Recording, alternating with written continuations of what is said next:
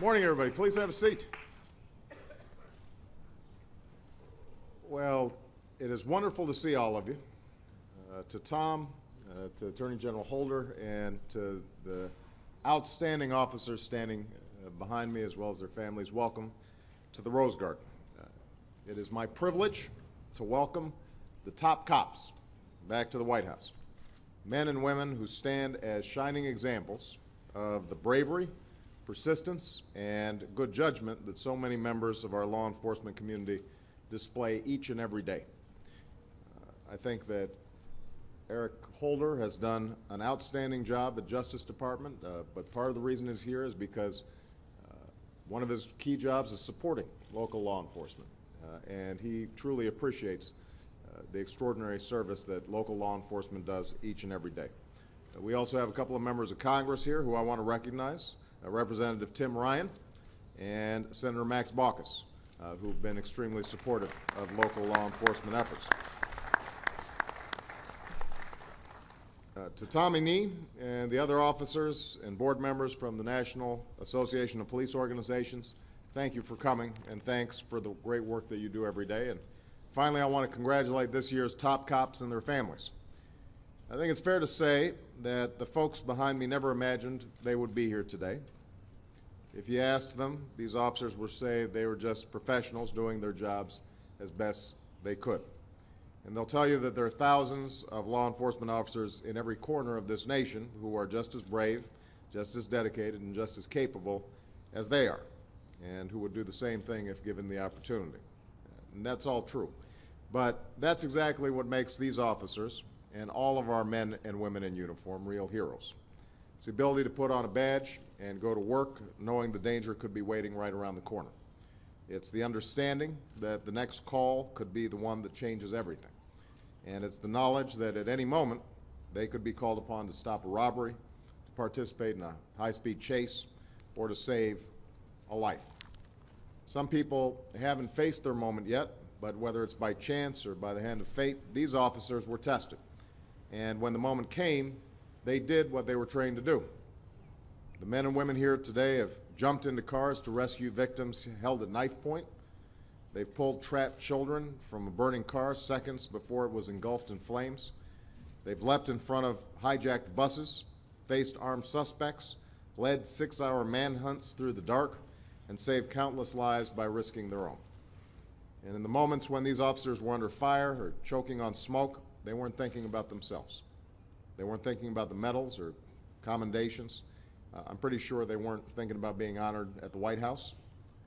Instead, they were focused on their partners, on the face of the child who was in harm's way, on the victim, and the innocent bystander who desperately needed their help.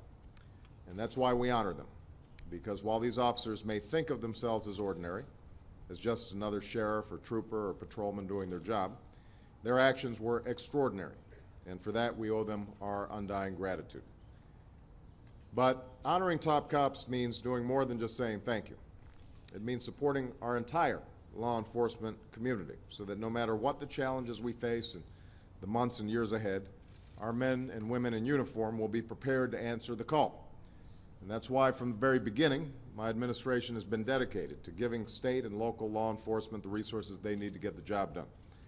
So far, $3.5 billion of the Recovery Act has gone to support local law enforcement. $1 billion for the COPS program alone. That money has helped to create or preserve almost 4,700 law enforcement jobs for 3 years and made progress towards our goal of putting 50,000 new police officers on the street. Next year's budget would more than double the previous request for the COPS program.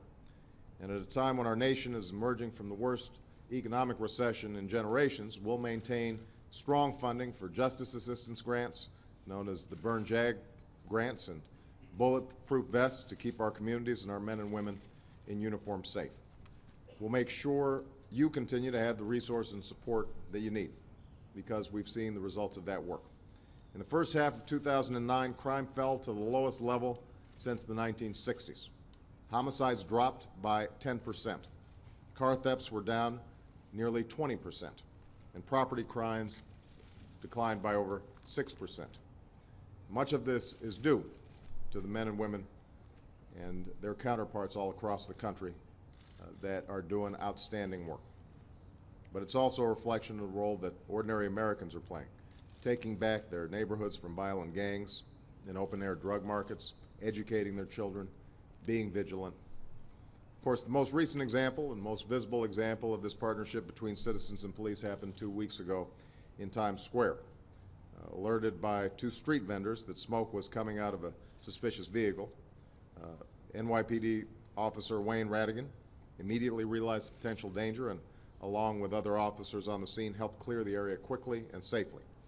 The NYPD's elite bomb squad unit then spent over 5 hours defusing the device.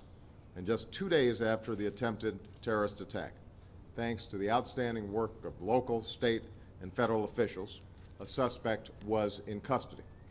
And yesterday, I had the privilege of visiting the NYPD Real-Time Crime Center and meeting Officer Radigan and other officers whose quick thinking and cooperation may have saved hundreds of lives. Like the folks behind me, they succeeded because they were well-trained, they were vigilant, and they were ready. So being a hero isn't always easy. As Officer Ryan Jacobson, who's being honored here today, said of his own experience, it's one of those things in your life you can never prepare for fully, and that you hope never happens again. So we are incredibly proud of the courage that all of you have shown in the conditions that we can only imagine. It's a distinction that none of you asked for, but all of you accepted. And I promise that we will stand by you and everyone who wears the badge as you continue to keep us safe. So thank you all. Tom, thanks for the outstanding work. Thanks again, guys.